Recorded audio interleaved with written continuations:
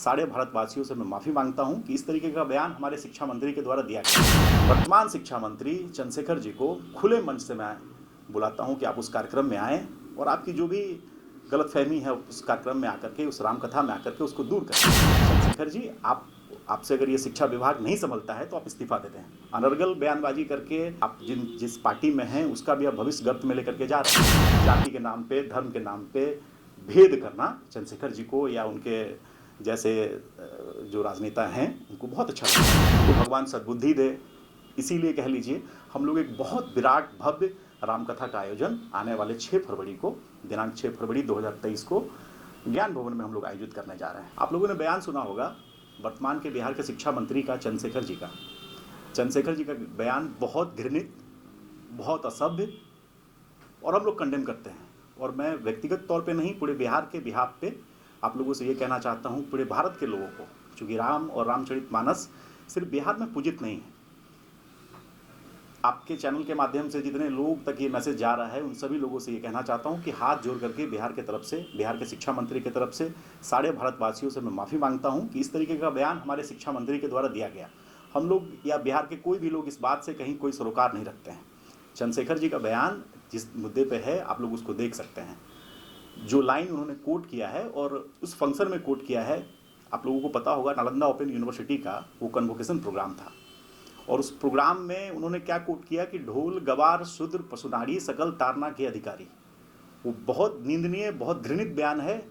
तारना का मतलब वो संस्कृत व्याकरण के अनुसार वो देखते हैं मारना और पीटना, इससे हम लोग कहीं इत्तेफाक नहीं रखते हैं। तारना एक अवधि शब्द है और तारना का मतलब होता है देखभाल करना। हमारे रामचरितमानस में राम के चरित्र का वर्णन है, सीता के चरित्र का वर्णन है, वियोग है, क्षमा है, मोह है, लेकिन घृणा कहीं नहीं है। अगर जो व्यक्ति राम को घृणित कहते हैं वो मानसिक रूप से विकलांग है। और हम लोग सिर्फ इतना ही नहीं कहेंगे, इस बात को हम लोग यही नहीं छोड़ेंगे। इस बात को हम लोग चाहते हैं कि पूरा भारतवर्ष, पूरे बिहार की जनता इस चीज़ को देखे और समझे। हम लोग एक बहुत विराट, बहुत भव्य रामकथा का आयोजन आने वाले 6 फरवरी को पटना के सबसे बड़े हॉल में, हम लोगों ने पाटलिपुत्रा खेल परिसर के लिए बात किया, लेकिन चूँकि वहाँ पे कोई और कार्यक्रम आयोजित नहीं किया जा सकता है तो बापू सभागार ज्ञान भवन में हम लोग एक बहुत विराट, बहुत भव्य रामकथा का आयोजन करेंगे। कुमार विश्वास जी से और उनकी टीम से मेरी बात हुई, भैया से लगातार बातचीत होती रहती है और आप लोगों के सामने हम वादा करते हैं, इस देश के लोगों से, इस बिहार के लोगों से, कि एक ऐसे भव्य कार्यक्रम में वर्तमान शिक्षा मंत्री चंद्रशेखर जी को खुले मंच से मैं बुलाता हूँ कि आप उस कार्यक्रम में आएँ और आपकी जो भी गलतफहमी है उस कार्यक्रम में आकर के, उस रामकथा में आकर के उसको दूर करें।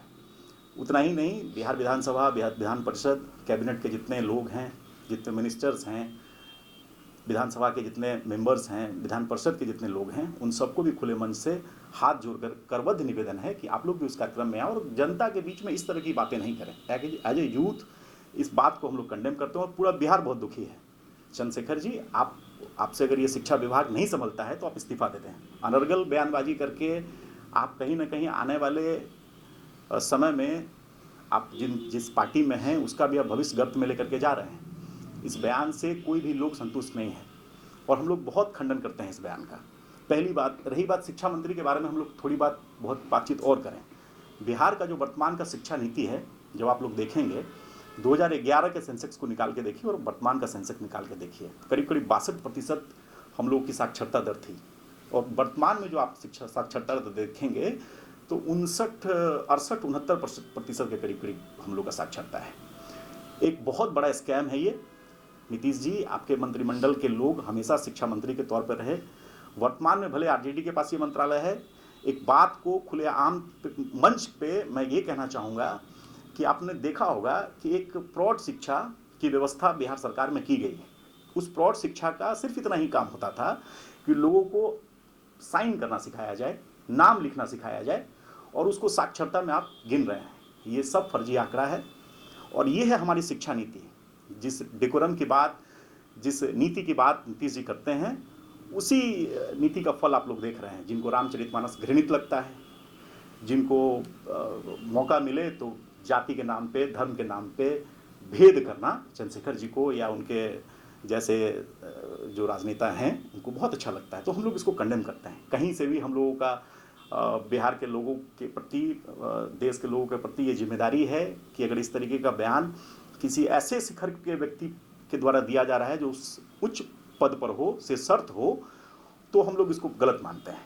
और इसी के आवेश में कह लीजिए, उनको भगवान सद्बुद्धि दे, इसीलिए कह लीजिए हम लोग एक बहुत विराट भव्य रामकथा का आयोजन आने वाले 6 फरवरी को, दिनांक 6 फरवरी 2023 को ज्ञान भवन में हम लोग आयोजित करने जा रहे हैं।